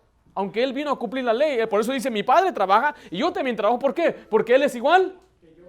Él es igual a Dios. ¿Igual a Dios en qué forma? Sus atributos, en amor, en misericordia, en santidad. Es igual en sus obras, porque mire, Dios que Jesús creó, Jesús sustenta, Jesús salva y da vida eterna, Jesús resucita, Jesús contesta oración. Cuando Dios terminó la creación, dice la Biblia que Él reposó. Pero reposó porque estaba cansado. ¿Por qué reposó? Porque ya terminó. ¿Usted cree que Dios se cansa? Note lo que dice ahí Isaías 40:28. ¿No has sabido, no has oído que el Dios eterno es Jehová, el cual creó los confines de la tierra? Mire, no desfallece ni se fatiga con cansancio y su entendimiento no hay quien lo alcance. Nuestro Dios no tiene una mente limitada como el ser humano, ni el poder. Él no se cansa, Él no se fatiga, por eso Él siempre trabaja. Decía Jesús, yo y mi Padre siempre trabajamos. Son igual en persona. En segundo lugar, son igual en voluntad. Igual en voluntad, dice el versículo 19, respondió entonces Jesús y les dijo, de cierto os digo, no puede el Hijo hacer nada por sí mismo, sino lo que ve hacer al Padre, porque todo lo que el Padre hace, también lo hace el Hijo. ¿Qué dice ahí? Igualmente. Recuerda que vimos que Él se hacía igual a Dios en su persona, ahora Él hace las mismas cosas que el Padre hace. Ahora, ahí es donde vemos que hay una distinción. ¿Sí vio la distinción? El Hijo no hace nada por sí mismo. Vemos el extremo. ¿Ves, hermano? Él no es Dios, porque Él está limitado. No hace nada por sí mismo. Bueno, la manera correcta de interpretarla es esta. Esto nos muestra que hay un orden. A pesar de que son tres, hay un orden. El orden está que el Padre mandó al Hijo y el Hijo mandó al Espíritu Santo. Hay una armonía perfecta en lo que es la Trinidad. Pero es una misma sola voluntad. Nadie va a jalar por su lado y dice, pues ¿sabe qué? Tuvimos un desacuerdo. Hubo un desacuerdo en el cielo. Nunca jamás había existido eso. Hay una armonía perfecta porque mire, el Hijo nunca emprendió acciones independientes que lo enfrentaran al Padre. Mire, porque si el Hijo solo hace aquellas cosas que coinciden con... disculpe, el Hijo solamente hace las cosas que coinciden con todo lo que el Padre hace. Jesús dio a entender de este modo que el único que puede hacer lo que el Padre hace es ser igual a Dios. O sea, solamente uno que es Dios puede hacer lo que Dios quiere hacer. La misma voluntad. ¿Cuál fue la voluntad de Dios? Yo he enseñado a veces y me aplico a mí mismo. Humanamente perdonar a otro por algo que me hizo, eso como que no va. ¿Quién solamente puede perdonar con todo el amor y en verdad restaurar y dejar toda la rencilla atrás? Solamente Dios. Y eso es lo que Dios nos ha mandado y solamente Dios puede hacer la voluntad de Dios como lo hizo el Hijo. Entonces quiere decir que el Hijo es el Padre. Letra C, igual en conocimiento. Igual en conocimiento. Juan 5:20 dice, porque el Padre ama al Hijo, mire, y muestra todas las cosas que Él hace. Y mayores obras que estas le mostrará, de modo que vosotros os maravilléis. Dice ahí que el Padre y el Hijo tienen lo mismo, porque el Padre, mismo conocimiento, porque el Padre se lo ha mostrado al Hijo. Ahí vemos otra vez la distinción. Si el Hijo es el Padre y no hay diferencia, entonces ¿por qué el Padre le mostró al Hijo? Se mostró a Él mismo. En otras palabras, ¿alguna vez usted se ha mostrado algo a usted mismo? No, aquí dice que hay una distinción. Ahora, nos dice ahí claramente de nuevo que el Hijo todo lo sabe, lo que el Padre y el Hijo saben son todas las cosas, y solo Dios puede saber todas las cosas. ¿Sí me estoy explicando, hermano? O sea, se hicieron bolas, o los hice bolas. Letra D, igual en poder para salvar. Igual en poder para salvar. Estamos viendo que Jesucristo es igual a Dios. Dice el versículo 21 de Juan 5, porque como el Padre levantó a los muertos y les da vida, así también el Hijo a los que quiere da vida. ¿Vimos la distinción de Noé? ¿Sí? La Biblia nos enseña que el Padre da vida y la Biblia le llama a Él Salvador. Nota lo que dice en Lucas 1:47. Aquí está diciendo, y mi espíritu, hablando María dijo esto, y mi espíritu se regocija en Dios, ¿qué? Mi Salvador. Entonces, mira, a través del Antiguo Testamento, la Biblia le llama a Dios, a Jehová, Salvador. Pero veamos lo que la Biblia dice acerca de Jesús. Porque el Hijo también da vida. Dice Tito 1:3-4. Dice, y a su debido tiempo manifestó su palabra por medio de la predicación que me fue encomendada. ¿Por medio de quién dice ahí? Dios, nuestro Salvador. Entonces, ¿a quién le llama Salvador aquí?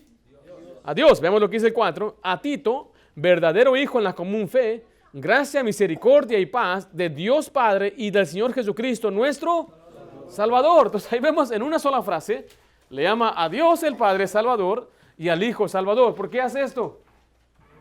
¿Mande? Porque es el mismo, es igual. Note lo que dice de Juan 4:14. Y nosotros hemos visto y testificamos que el Padre ha enviado al Hijo, ¿el qué? El Salvador del mundo. Entonces ahora vemos que este pasaje le llama a Jesús, al Hijo, el Salvador del mundo. Primera de Timoteo 4:10 dice que por esto mismo trabajamos y sufrimos oprobios, porque esperamos en el Dios viviente, mire, que es el Salvador de todos los hombres, mayormente a los que creen. Entonces vemos uno y uno. Ahí le dice que Dios es Salvador, después dice que el Hijo es Salvador, después dice que Dios es Salvador. Entonces, ¿cuál es la respuesta? ¿Hay una contradicción? No es una contradicción. Al interpretar la Biblia vemos que es uno en esencia. Yo he visto una imagen, es un triángulo. El triángulo muestra en cada esquina al Padre, al Hijo, al Espíritu Santo, pero en medio dice Dios. Es una sola esencia, pero Dios se ha manifestado en tres diferentes formas, en tres diferentes personas distintas al mismo tiempo. No es que cada uno tenga su propia voluntad, no es que cada uno tenga su propia personalidad, todos ellos concuerdan en uno. Esa es la mejor manera que le puedo ilustrar la enseñanza de la Trinidad. Algunos nos critican, nos llaman trinitarios y nos dicen que creemos en tres dioses, pero eso no es lo que nosotros creemos, nos están mal representando, porque hay pasajes que enseñan claramente que hay tres que dan testimonio, tres que están testificando, el Padre, el Verbo y el Espíritu Santo. Pero bueno, sigamos. Son iguales en dar vida eterna, dice Juan 5:24-26. De cierto os digo, el que oye mi palabra y cree al que me envió, tiene vida eterna y no vendrá a condenación, mas ha pasado de muerte a vida. de cierto os digo, viene la hora, y ahora es, cuando los muertos oirán la voz del Hijo de Dios, y los que le oyeren vivirán, porque como el Padre tiene vida en sí mismo, así también ha dado al Hijo el tener vida en sí mismo. Note que el versículo 24 dice que cree al que le envió. ¿Quién es el que envió a Jesús? El Padre. Entonces, si usted cree en el Padre, usted tiene vida eterna. ¿Por qué? Porque así enseña la Biblia. Así dice, como leímos, Él es el Salvador de todo el mundo. Pero también dice el versículo 25 que el que oiga la voz del Hijo de Dios. ¿Quién es el Hijo de Dios? Jesucristo. Y dice ahí en el versículo 26 que el Padre tiene vida en sí mismo y ha dado al Hijo a tener vida en sí mismo también. Note lo que dice Juan 1:4. Dice, en Él estaba la vida. O sea, Jesucristo nunca fue creado porque Él siempre tenía vida. Hay quienes enseñan de nuevo que Jesucristo fue un ser creado. Malinterpretan la palabra engendrado y piensan que engendrado quiere decir que se les dio vida o se le dio un principio, una creación. Pero la Biblia dice que Jesucristo es eterno. Él siempre ha existido y Jesucristo también da vida eterna. Dice así en Juan 10:28, Jesús dijo esto, y yo les doy, ¿qué dice ahí? Vida eterna. A veces hablo con personas que enseñan que Jesucristo es un Diosito pequeño, es un gran profeta, el Hijo de Dios. Yo le digo, ¿usted cree que la vida eterna está en Jesús? No, está en el Padre. Y usan Juan 17, creo que es el 3 o el 4, dice, y esta es la voluntad, que creamos en el Padre y en el Jesucristo. Que conozcamos al Padre y en Jesucristo. Y es el único pasaje que se basan, pero tienen que ignorar muchos pasajes como este. Juan 10:28, claramente Jesús dijo, y yo les doy vida eterna. ¿Quién da vida eterna? Jesucristo da vida eterna. ¿El Padre da vida eterna también? Sí. ¿Por qué? Porque son igual. Son el mismo. Pero a la vez son tres diferentes distintos. Pastor, estoy confundido. ¡Qué bueno! Mi meta no es confundirle.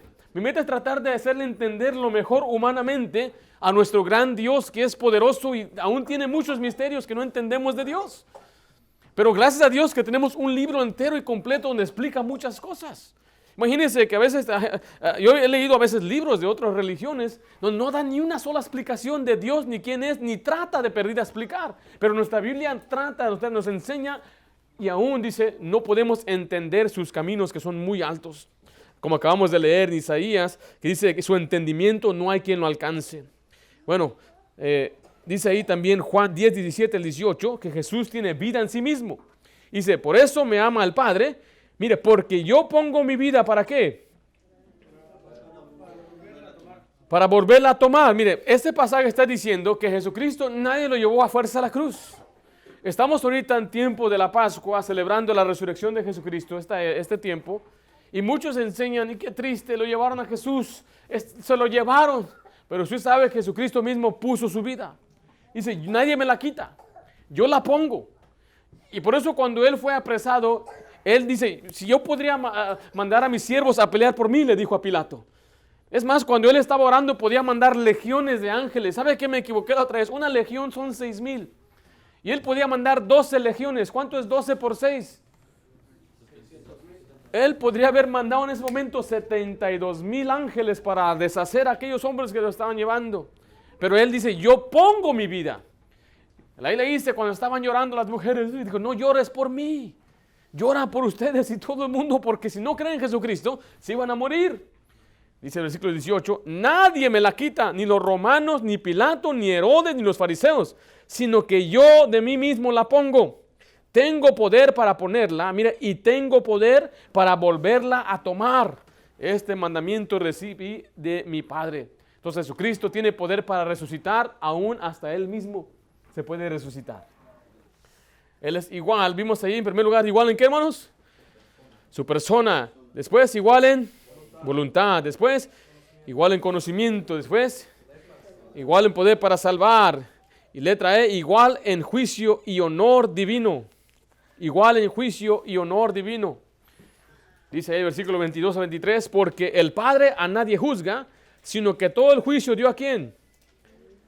Al Hijo, dice el 22, y el 23 dice, para que todos honren al Hijo como honran al Padre. El que no honra al Hijo, no honra al Padre que le envió. Unos cristianos fueron a Israel, y ahí donde estaba el muro de los lamentos, que supuestamente representa el templo que había construido Herodes, Y entrevistaron los cristianos a este hombre y le dijeron, ¿qué mensaje le das tú a los cristianos que están allá en Estados Unidos? Y él empezó a dar una historia. Había un hombre que era un rey muy poderoso, muy bueno, y tenía un hijo. Y al hijo lo mandó a una ciudad, y esa ciudad empezó a honrar mucho al hijo, tanto que lo querían hacer rey. Un día el padre fue y el pueblo lo echó fuera. Le dijeron, no lo queremos a usted, queremos mejor a él.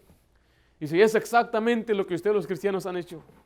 Honren al padre, no honren al hijo, honren al padre. Ese era su mensaje de él. Este pasaje contradice lo que dice ese varón, ¿verdad? Dice que Dios le dio a Jesucristo todo el juicio. En el final, el que va a juzgar a todos los creyentes va a ser Jesucristo. Es más, Jesucristo es juez de toda carne. Jesucristo va a ser juez de todo lo que está en el cielo y en la tierra. Pero dice claramente que se le dio el juicio para que honremos al Hijo. ¿De qué manera?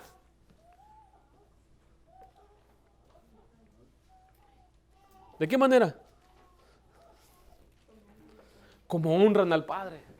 ¿Cómo se honra al Padre? De la misma manera que se honra al Dios Padre Todopoderoso, así se debe honrar a Jesucristo. Entonces, ¿por qué? ¿Quién merece la honra sino solamente Jesucristo?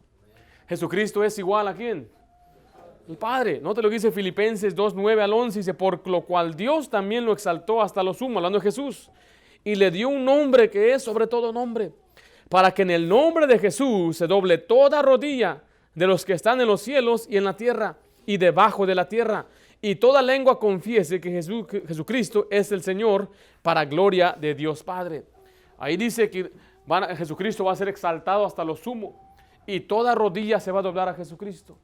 Ahora, esto que Pablo escribió aquí viene de Isaías 45:23. Dice así, porque mí mismo hice juramento, de mi boca salió palabra en justicia, y no será revocada. Note lo que dice la frase final, que a mí se doblará toda rodilla y jurará toda lengua. ¿Quién está hablando aquí en Isaías 45? Dios, Jehová. Y está usando ese mismo pasaje para decirnos que un día todos se van a arrodillar ante Jesucristo. O sea que Jesucristo es igual a Dios. No es un pequeño Dios, no es un Diosito, Él es igual a Dios. Finalmente vemos letra F, vemos que Él es igual en autoridad. Él es igual a Dios en autoridad. Dice versículo 27, y también le dio autoridad de hacer juicio por cuanto es el Hijo del Hombre. La palabra autoridad significa tener privilegio sobre otra persona, tener potestad sobre otro, tener fuerza sobre otro. La palabra potestad significa dominio, poder. Y son unas palabras que se intercambian en la Biblia para hablar de autoridad y poder. Y también cuando habla de la palabra nombre. A través del Antiguo Testamento se nos declara que Dios tiene todo el poder y toda la fuerza. Pero veamos lo que dice Juan 17:2. Dice ahí, como le has dado potestad, esa palabra potestad es la autoridad o poder, sobre toda carne, para que dé vida eterna a todos los que le distes. Y la Biblia enseña que Cristo tiene potestad aquí en la tierra y también en el cielo. Dice Mateo 28:18, y Jesús se acercó y les habló diciendo, toda potestad me es dada, ¿en dónde? En el cielo y en la tierra. Mire, de nuevo, hay una distinción. El Padre y el Hijo. Podemos hablar del Espíritu Santo en otra ocasión. Pero mire, dice ahí que Él recibió o tiene toda potestad, como es Hijo de Hombre. ¿Recuerda que leímos eso? Entonces, ¿quién puede tener toda potestad sino solamente Dios? Solamente Dios puede tener toda la potestad. En otro pasaje dice que Él tiene la forma de Dios. O en otro pasaje dice que Él es la imagen del Dios invisible. Solamente Dios puede tener forma de Dios. Solamente Dios puede ser imagen de Dios.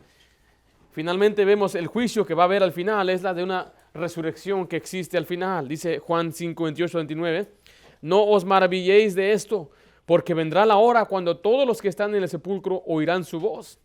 Y los que hicieron lo bueno saldrán a resurrección de vida, mas los que hicieron lo malo a resurrección de condenación. Algunos dirán, ahí está, pastor. Si haces las cosas buenas vas a ir a la resurrección, y si haces cosas malas vas a ir al infierno. Bueno, déjele una pregunta. A los ojos de Dios, ¿quién es bueno? Nadie. No hay justo ni aun uno. No hay quien haga lo bueno, no hay ni siquiera uno. Es más, si usted va en Isaías, nos enseña claramente que las buenas obras de los pecadores son como trapo de inmundicia. Entonces, los malos, entonces, ¿quiénes son? ¿Dios cuenta las buenas obras del creyente?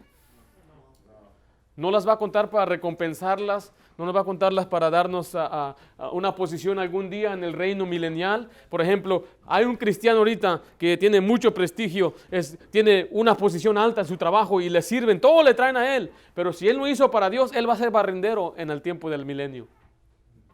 Porque Dios va a recompensar nuestras buenas obras. Va a recompensar nuestras buenas obras en la vida venidera. Dice que los creyentes, sus obras les siguen a la gloria. Ahora, cuando yo era niño me lo pintaba así, mi papá decía, imagínate que tengas una corona y la corona va a ser decorada. Cada buena obra que haces, el Señor le pone ahí un cristal, le pone un rubí, o le pone una piedrita bonita. Pero mire, me decía papá, yo tenía nada más como 9 años. Recuerda, esa corona no es para ti. Esa corona es para Dios. Cuando tú mueras, vas a llevar esa corona y se la vas a presentar a Dios. Y va a decir, mire, Señor, esta corona es las cosas que yo hice para ti. Yo sé que es una ilustración básica, pero es claramente lo que va a suceder al final del siglo. Porque vaya conmigo ahí a 1 Corintios, creo que es el capítulo 15. Todo el capítulo 15, o la mayor parte al final, trata de la resurrección.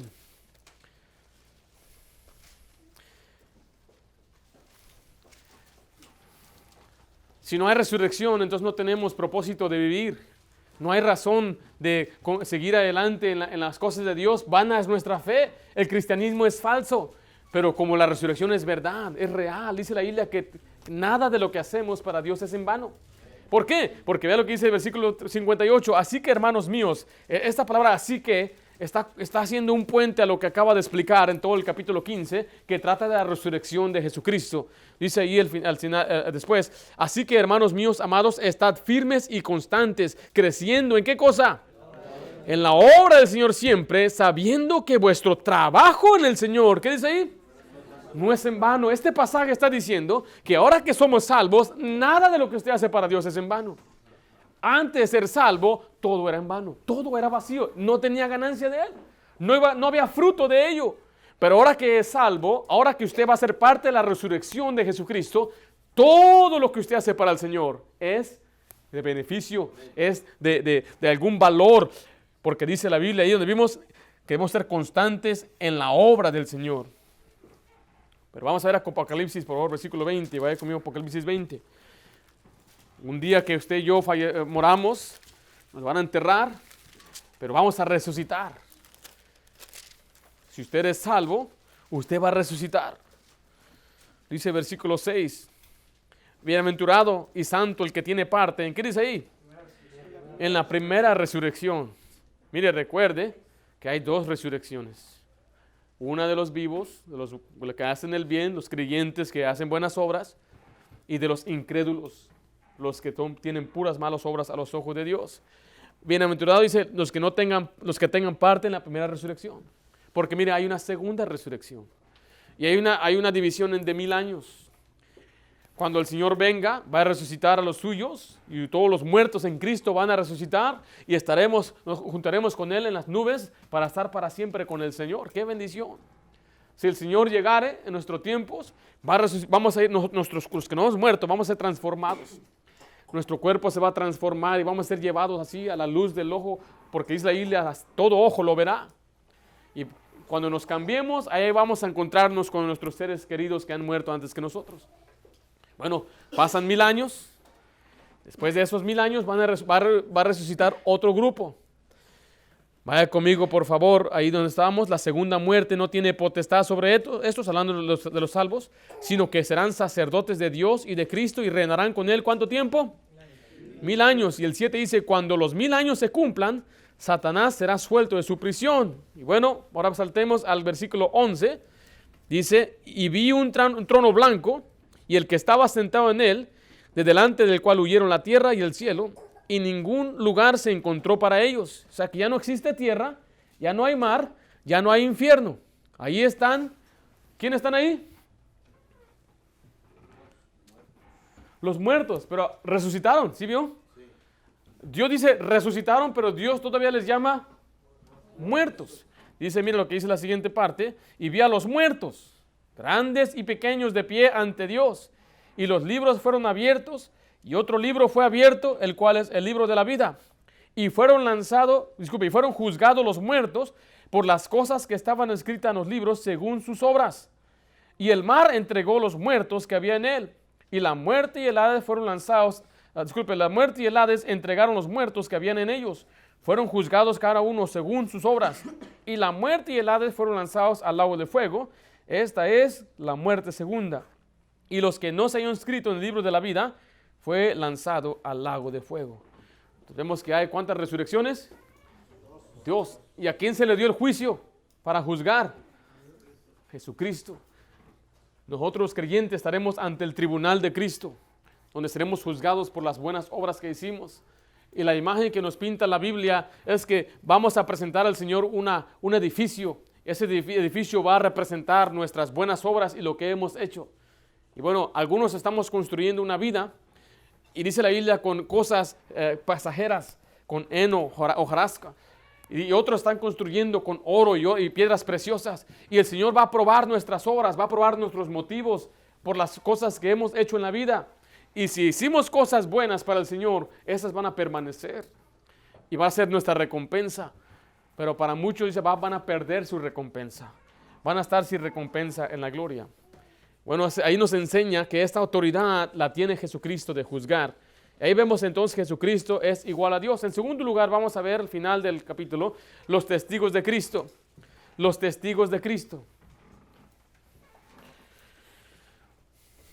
Usted y yo debemos ser testigos de Cristo. ¿Amén? No testigos, no nos identificamos como otro tipo de testigos, testigos de Jesucristo. Dice, ¿usted es testigo? Sí, de Jesucristo. No, esos no, los otros testigos. ¿Cuáles otros? La ley dice, me seréis testigos en Jerusalén, en Judea, en Samaria, hasta el último en la tierra, a Jesucristo. Pero vamos a ver, dice ahí, este pasaje vemos que Jesucristo cuando vino, había mandado antemano a algunos testigos para que dieran testimonio de que Él era el Cristo. Note lo que dice ahí en primer lugar, versículo 30 al 35. No puedo yo hacer nada por mí mismo, según oigo, así juzgo, y mi juicio es justo, porque no busco mi voluntad, sino la voluntad del que me envió, la del Padre. Dice el 31, si yo doy testimonio acerca de mí, mi testimonio no es verdadero. Entonces Jesucristo dice que Él no viene a hablar por sí mismo. Él tiene quien le testifique de parte de Él. En primer lugar, el testimonio de Juan el Bautista. El testimonio de Juan el Bautista. Dice ahí el versículo 32, otro es el que da testimonio acerca de mí. Y sé que el testimonio que de mí es verdadero.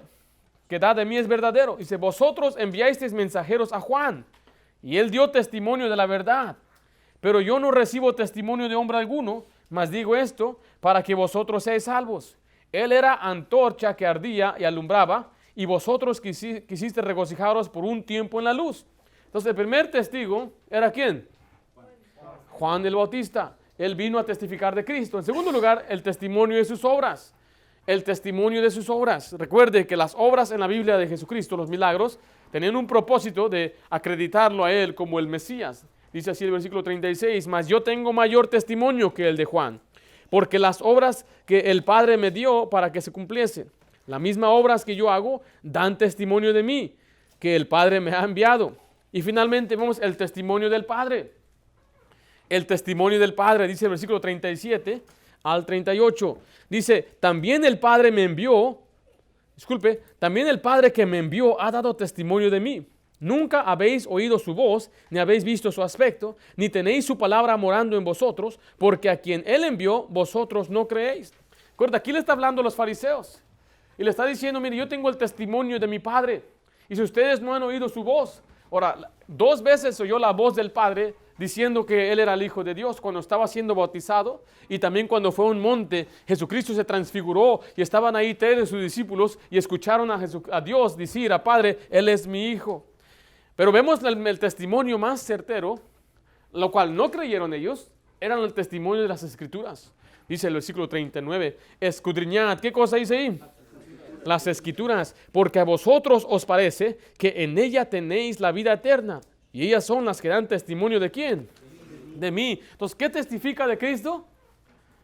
Las Escrituras. Ahora, en los tiempos de Jesucristo, tenían solamente escrito en aquel tiempo el Antiguo Testamento, desde Génesis a Malaquías.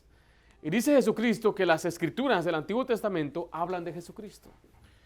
Si Jesucristo fue creado al nacimiento, entonces ¿cómo pueden testificar de Él? Si Jesucristo es un Dios pequeño, un Dios engendrado, ¿cómo pueden testificar de Él? ¿Cómo testifican de Él? Bueno, note lo que dice Lucas 24:44. Y les dijo, estas son las palabras que os hablé, estando aún con vosotros, que era necesario que se cumpliese todo lo que está escrito ¿de quién? De mí. ¿En dónde? En la ley de Moisés, en los profetas y en los salmos. O sea que la Biblia, el Antiguo Testamento, la ley de Moisés y todos los profetas, desde los libros históricos y los salmos, ¿de quién se tratan? De Jesucristo. Yo le he hablado con personas que dicen Jesús es un Dios pequeño y le digo, ¿el Antiguo Testamento de qué se trata? Oh, se trata de Jehová y del pueblo de Dios. Por eso hablamos de Jehová y Jehová y Jehová y la ley, la ley, la ley. Jesucristo vino después, sí, pero la ley y Jehová del Antiguo Testamento. Y quieren hacer una división. Como diciendo, este tiene su enseñanza, su aplicación, y este tiene una aplicación separada. Pero en verdad es lo mismo. Se trata de la misma persona. Se trata del mismo amor y la misma gracia de Jesucristo. Porque vea lo que dice Hechos 10:43. De este dan testimonio, ¿quién es?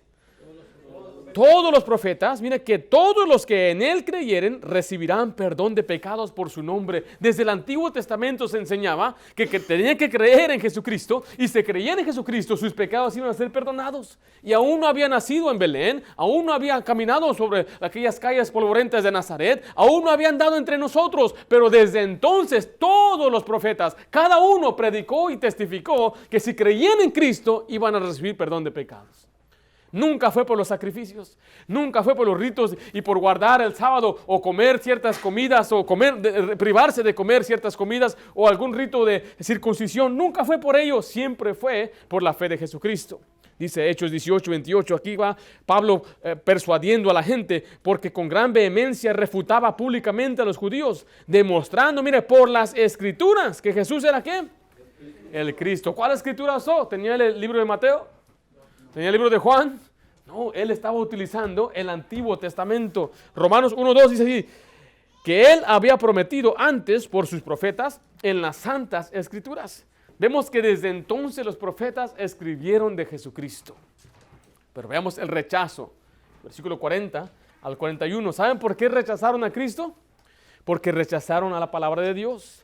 Dice, y no queréis venir a mí para que tengáis vida. Ahí nos enseña que los judíos, estos hombres tenían libre albedrío. Ellos por decisión consciente rechazaron a Jesucristo.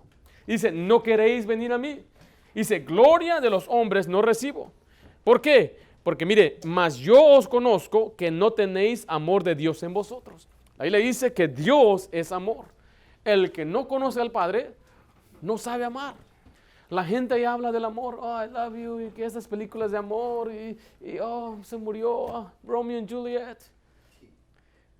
No saben qué es amar. Si no conocen a Dios, no tienen facultad de amor. Al contrario, ¿qué quieren hacer con Jesús? Lo querían matar. Dice que lo querían destruir. Pero fíjese al final, versículo 46, porque si creyeses a Moisés, ¿qué dice ahí? Me creerías a mí, porque de mí escribió él. Pero si no creéis a sus escritos, ¿cómo creéis a mis palabras? Y aquí está el problema más grande de los fariseos, es que ellos no creían en la Biblia. Y es la misma cosa con los judíos del día de hoy. Ellos no creen en la Biblia, ni siquiera creen en Moisés ni en el Antiguo Testamento. Ellos creen en un libro, unos volúmenes se llaman el Talmud.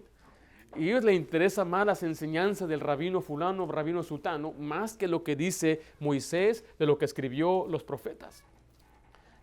Y quiero decirle que la mayoría de las personas que no creen en Jesucristo es porque no creen en la palabra de Dios. ¿Sabe qué le decía Jesucristo una y otra vez a los fariseos? ¿No habéis leído? ¿No habéis leído? ¿No habéis leído? Y es una vergüenza muchas veces para nosotros los cristianos que no conozcamos la palabra de Dios. Y que el Señor nos diga, oye Ringo, ¿no habéis leído? ¿Por qué vives de esta manera? ¿No habéis leído esto? ¿Por qué reaccionas así? ¿No habéis leído así? ¿Por qué haces esto? ¿Por qué dices esto? ¿Por qué? Y muchas veces estamos en error porque no habemos leído. No conocemos la palabra de Dios. El capítulo 6 Continúa entonces la historia y vamos a ver unas tremendas enseñanzas en cuanto al cuerpo y al sacrificio de Jesucristo y también a las promesas de la vida eterna la próxima semana. Vamos a hacer una oración.